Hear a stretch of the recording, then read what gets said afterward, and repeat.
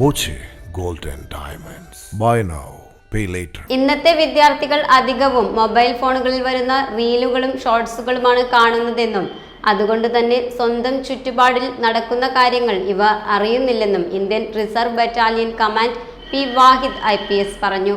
ഈ സാഹചര്യം മുതലെടുത്താണ് പല വിദ്യാർത്ഥികളും മയക്കുമരുന്നിനും മറ്റുള്ള സാമൂഹ്യ തിന്മകൾക്കും അടിമപ്പെടുന്നത്.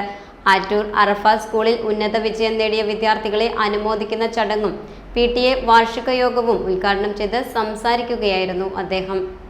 School trust chairman KS Abdullah ചടങ്ങിൽ അധ്യക്ഷത വഹിച്ചു. ഉന്നത വിജയം കരസ്ഥമാക്കിയ വിദ്യാർത്ഥികൾക്കുള്ള ഉപഹാരങ്ങളും ചടങ്ങിൽ വിതരണം ചെയ്തു. പല സുഹൃത്തുക്കളും നിങ്ങൾക്ക് ആജീവനാന്ത സുഹൃത്തുക്കളായിട്ട് മാറേണ്ടവരാണ്.